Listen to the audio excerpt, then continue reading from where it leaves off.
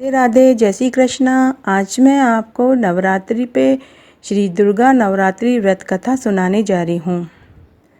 बृहस्पति जी बोले, हे ब्रह्मा जी, आप अत्यंत बुद्धिमान, सर्वशास्त्र और चारों वेदों के जानने वालों में श्रेष्ठ हैं। हे प्रभु, कृपा कर मेरा वचन सुनो। चैत्र, आश्विन, माघ और आषाढ़ मास के शुक्ल पक्ष में नवरात्रा का व्रत और उत्सव क्यों किया जाता है? हे भगवान, इस व्रत का क्या फल मिलता है? किस प्रकार करना चाहिए और पहले इस व्रत को किसने किया, सो विस्तार से कहो। बृहस्पति जी का ऐसा प्रश्न सुनकर ब्रह्मा जी कहने लगे कि हे बृहस्पति, प्राणियों का हित करने की इच्छा से तुमने बहुत ही अच्छा प्रश्न किया है। जो मनुष्य मनोरथ पूर्ण करने वाली दुर्गा, महादेवी, सूर्य और नारायण का ध्यान करते हैं, वे मनुष्य धन्य हैं। यह नवरात्रि व्रत संपूर्ण कामनाओं को पूर्ण करने वाला है। इसके करने से पुत्र चाहने वाले को पुत्र, धन चाहने वाले को धन, विद्या चाहने वाले को विद्या, सुख चाहने वाले को सुख मिलता है। इस व्रत को करने से रोगी मनुष्य का रोग दूर हो जाता है और कारागार में पड़ा हुआ मनुष्य बंधन मुक्त हो जाता है। मनुष्य की तमाम विपत्तियां दूर हो जाती है और उसके घर में संपूर्ण संपत्तियां आकर उपस्थित हो जाती है। बंध्या और काक बंध्या के इस व्रत के करने से पुत्र हो जाता है। समस्त पापों को दूर करने वाले इस व्रत के करने से ऐसा कौन सा मनोरथ है जो सिद्ध नहीं हो सकता? जो मनुष्य इस अति दुर्लभ मनुष्य देह को पाकर भी नवरात्रि का व्रत नहीं करता, वह माता पिता से हीन हो जाता है, अर्थात उसके माता पिता मर जाते हैं। वह अनेक दुखों को भोगता है, उसके शरीर में कुष्ठ हो जाता है, अंगहीन हो जाता है, उसके संतान उत्पत्ति नहीं होती। इस प्रकार वह मूर्ख अनेक दुख भोगता है। इस व्रत को न करने वाला निर्दयी मनुष्य धन धान्य से रहित हो, भूखा हो, प्यास के मारे पृथ्वी पर घूमता है और गूंगा हो जाता है। जो सुहागिन स्त्री भूल से इस व्रत को नहीं करती है, वह पति से हीन होकर नाना प्रकार के दुखों को भोगती है। यदि व्रत करने वाला मनुष्य सारे दिन का उपवास न कर सके तो एक समय भोजन करे और उस दिन बांधुओं सहित नवरात्रि व्रत की कथा का श्रवण करे। हे बृहस्पति, जिसने पहले इस महाव्रत को किया है उसका पवित्र इतिहास मैं तुम्हें सुनाता हूँ, तुम सावधानी पूर्वक सुनो। इस प्रकार ब्रह्मा जी के वचन सुनकर बृहस्पति जी बोले, हे ब्राह्मण, मनुष्यों का कल्याण करने वाले इस व्रत के इतिहास को मेरे लिए कहो, मैं सावधानी पूर्वक सुनूंगा। आपकी शरण आए हुए मुझ पर कृपा करो। ब्रह्मा जी बोले, पीठत नाम के मनोहर नगर में एक अनाथ नाम का ब्राह्मण रहता था। वह भगवती दुर्गा का भक्त था। उसके संपूर्ण सद्गुणों से युक्त मानो ब्रह्मा की सबसे पहली रचना ही हो, यथार्थ नाम वाली सुमति नाम की एक अत्यंत सुंदर कन्या पैदा हुई। यह कन्या सुमति अपने घर के बालकपन में अपनी सहेलियों के साथ क्रीड़ा करती हुई इस प्रकार बढ़ने लगी जैसे शुक्ल पक्ष का चंद्रमा बढ़ता है। उसके पिता प्रतिदिन दुर्गा की पूजा और होम किया करते थे।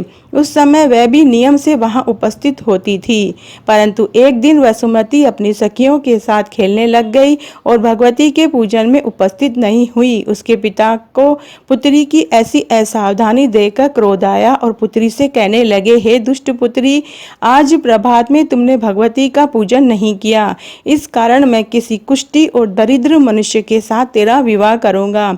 इस प्रकार कुपित पिता के वचन सुनकर सुमति को बड़ा दुख हुआ और पिता से कहने लगी, हे पिताजी, मैं आपकी कन्या हूँ, मैं आपके सब तरह से अधीन हूँ, जैसी आपकी इच्छा हो वैसा ही करो। रोगी, कुष्ठी अथवा किसी के भी साथ जैसी तुम्हारी इच्छा हो मेरा विवाह कर सकते हो, होगा वही जो मेरे भाग्य में लिखा है। मेरा तो इस पर पूर्ण विश्वास है। मनुष्य न जाने कितनी मनोरथों का चिंतन करता है, पर होता वही है जो भाग्य में विधाता ने लिख दिया है।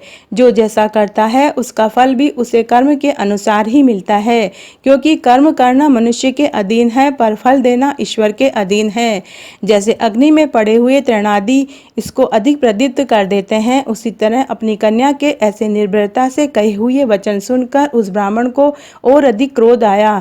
तब उसने अपनी कन्या का विवाह एक कुष्ठी के साथ कर दिया और अत्यंत क्रुद्ध होकर पुत्री से कहने लगा, जाओ जाओ जाओ, अपने कर्म का फल भोगो।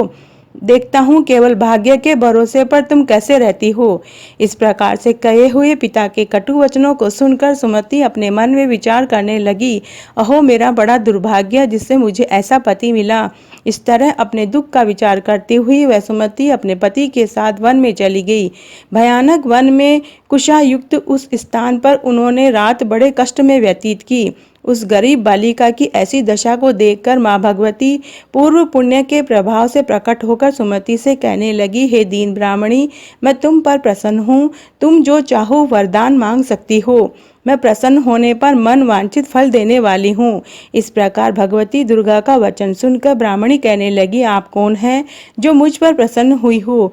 यह सब मेरे लिए कहो और अपनी कृपा दृष्टि मुझ दीन दासी को कृतार्थ करो। ऐसा ब्राह्मणी का वचन सुनकर देवी कहने लगी, मैं आदि शक्ति हूँ, मैं ही ब्रह्मा विद्या और सरस्वती हूँ। मैं प्रसन्न होने पर प्राणियों का दुख दूर कर देती हूँ और उन्हें सुख प्रदान करती हूँ। हे ब्राह्मणी, मैं तुझ पर तेरे पूर्व जन्म के पुण्य के प्रभाव से प्रसन्न हूँ। तुम्हारे पूर्व जन्म का मैं वृत्तांत सुनाती हूँ, तुम ध्यान से सुनो। तुम पूर्व जन्म में निषाद की एक पतिव्रता स्त्री थी। एक दिन तेरे पति निषाद ने चोरी की। चोरी करने के कारण तुम दोनों को सिपाहियों ने पकड़ लिया और ले जाकर जेल खाने में डाल दिया। उन लोगों ने तेरे को और तेरे पति को भोजन भी नहीं दिया। इस प्रकार नवरात्रि के दिनों में तुमने न तो कुछ खाया और न ही जल पिया, इसलिए 9 दिन तक नवरात्रि का तुम्हारा व्रत हो गया। हे ब्राह्मणी, उन दिनों में जो व्रत हुआ था उस व्रत के प्रभाव से मैंने प्रसन्न होकर तुम्हें वन वांछित वस्तु देना चाहती हूँ। तुम्हारी जो इच्छा हो तुम वर मांगो। इस प्रकार दुर्गा के कहे हुए वचन सुनकर ब्राह्मणी बोली, अगर आप मुझे पर प्रसन्न हैं तो हे दुर्गे, आपको प्रणाम करती हूँ। कृपा करके मेरे पति के कोढ़ को दूर करो। देवी कहने लगी, उन दिनों में जो तुमने व्रत किए थे उन व्रतों में से एक दिन के व्रत का पुण्य अपने पति का कोढ़ दूर करने के लिए अर्पण करो। मेरे प्रभाव से तेरा पति कोढ़ से रहित हो जाएगा और सोने के समान शरीर वाला हो जाएगा। ब्रह्मा जी बोले, इस प्रकार देवी का वचन सुनकर वह ब्राह्मणी बहुत प्रसन्न हुई और पति को निरोग करने की इच्छा से ठीक है ऐसा बोली। तब तक उसके पति का शरीर भगवती दुर्गा की कृपा से कुष्ठहीन होकर कांति युक्त हो गया, जिसकी कांति के सामने चंद्रमा की कांति भी क्षीण हो जाती है। वह ब्राह्मणी पति की मनोहर देह को देखकर देवी की ओर पराक्रमी समझकर स्तुति करने लगी। हे दुर्गे, आप दुर्गत को दूर करने वाली, तीनों जगत का संताप हरने वाली, समस्त दुखों को दूर करने वाली, रोगी मनुष्य को निरोग करने वाली, प्रसन्न होने पर मनवांछित वस्तु को देने वाली, दुष्ट मनुष्य का नाश करने वाली हो। तुम ही सारे जगत की माता हो। हे अम्बे, मुझ अपराध रहित अबला का मेरे पिता ने कुष्ठा के साथ विवाह कर मुझे घर से निकाल दिया। मैं उसकी निकाली हुई पृथ्वी पर घूमने लगी। आपने ही मेरा इस आपत्ति रूपी समुद्र से उद्धार किया है। हे देवी, आपको प्रणाम करती हूँ, मुझ दीन की रक्षा करो। ब्रह्मा जी बोले, हे बृहस्पति, इस प्रकार उस सुमति ने मन से देवी की बहुत स्तुति की। इससे उसकी इस स्तुति को सुनकर देवी को बहुत संतोष हुआ और ब्राह्मणी से कहने लगी, हे ब्राह्मणी, तुम्हारे उदालय नाम का एक अति बुद्धिमान, धनवान, कीर्तिवान, जितेंद्रिय पुत्र होगा। ऐसा कहकर वह देवी उस ब्राह्मणी से कहने लगी, हे ब्राह्मणी, और जो कुछ भी तेरी इच्छा हो वह मन वांछित वस्तु मांग सकती हो। ऐसा भगवती दुर्गा का वचन सुनकर सुमति बोली, हे भगवती दुर्गे, अगर आप मेरे ऊपर प्रसन्न हैं तो कृपा करके मुझे नवरात्रि की विधि बताइए। हे दयावती, जिस विधि से नवरात्रि व्रत करने से आप प्रसन्न होती हैं उस विधि और उसके फल को मेरे लिए विस्तार से बताइए। इस प्रकार ब्राह्मणी के वचन सुनकर दुर्गा कहने लगी, हे ब्राह्मणी, मैं तुम्हारे लिए संपूर्ण पापों को दूर करने वाले नवरात्रि व्रत विधि बतलाती हूँ, जिसको सुनने से तमाम पापों से छुटकारा मिल जाता है और मोक्ष की प्राप्ति होती है। आश्विन मास के शुक्ल पक्ष की प्रतिपदा से लेकर 9 दिन तक विधि पूर्वक व्रत करो। यदि दिन भर का व्रत न कर सको तो एक समय का भोजन करें। पढ़े लिखे ब्राह्मणों से पूछकर घट स्थापना करें। वाटिका बनाकर उसको प्रतिदिन जल से छींचे। महाकाली, महालक्ष्मी, महासरस्वती की मूर्तियां बनाकर नित्य विधि सहित पूजा करें। पुष्पों के विधि पूर्वक अर्घ्य दे। बिजुरों के फूलों से अर्घ्य देने से रूप की प्राप्ति होती है। जायफल से कीर्ति, दाख से कार्य की सिद्धि, आंवले से सुख और केले से भूषण की प्राप्ति होती है। इस प्रकार फलों से अर्घ्य देकर यथाविधि हवन करें। खांड, घी, गेहूं, शहद, जौ, तिल, बिंब, नारियल, दाक और कदम इनसे हवन करें। गेहूं से होम करने से लक्ष्मी की प्राप्ति होती है। खीर व चंपा के पुष्पों से धन और पत्तों से तेज और सुख की प्राप्ति होती है। आंवले से कीर्ति, केले से पुत्र, कमल से राज सम्मान, दाखों से सुख तथा संपत्ति की प्राप्ति होती है। खांड, घी, नारियल, शहद, जौ, तिल इनसे तथा फलों से होम करने से मनवांछित वस्तु की प्राप्ति होती है। व्रत करने वाला मनुष्य इस विधान से होम कर आचार्य को अत्यंत नम्रता के साथ प्रणाम करे, यज्ञ की सिद्धि के लिए दक्षिणा दें। इस महाव्रत को पहले बताई हुई विधि के अनुसार जो मनुष्य करता है उसके सब मनोरथ सिद्ध हो जाते हैं, इसमें तनिक भी संदेह नहीं है। 9 दिनों में जो कुछ दान आदि किया जाता है उसका करोड़ों गुना वापस मिल जाता है। इस नवरात्रि के व्रत करने से अश्वमेघ यज्ञ का फल मिलता है। हे ब्राह्मणी, इस संपूर्ण कामनाओं को पूर्ण करने वाले उत्तम व्रत को तीर्थ, मंदिर अथवा घर में ही विधि के अनुसार करें।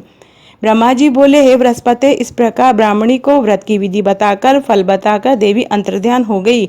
जो मनुष्य या स्त्री इस व्रत को भक्ति पूर्वक करता है वह इस लोक में सुख भोग कर अंत में दुर्लभ मोक्ष को प्राप्त होता है। हे बृहस्पति, इस दुर्लभ व्रत को महात्म्य मैंने तुम्हारे लिए बतलाया है। ऐसे ब्रह्मा जी के वचन सुनकर बृहस्पति जी आनंद के कारण रोमांचित हो गए और ब्रह्मा जी से कहने लगे, हे ब्रह्मा जी, आपने मुझ पर अति कृपा की जो अमृत के समान इस नवरात्रि व्रत का महात्म्य सुनाया। हे प्रभु, आपके बिना और कौन इस महात्म्य को सुना सकता है। बृहस्पति जी के ऐसे वचन सुनकर ब्रह्मा जी बोले कि हे बृहस्पति, तुमने सब प्राणियों के हित करने वाले इस अलौकिक व्रत को पूछा है, इसलिए तुम धन्य हो। वह भगवती शक्ति संपूर्ण लोकों का पालन करने वाली है। इस महादेवी के प्रभाव को कौन जान सकता है। तो आज मैंने आपको नवरात्रि व्रत कथा सुनाई। अगर आप नवरात्रि का व्रत करते हैं तो व्रत की कहानी जरूर सुननी चाहिए।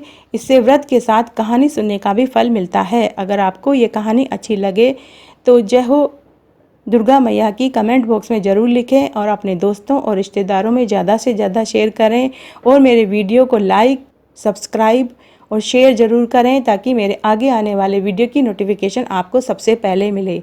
धन्यवाद।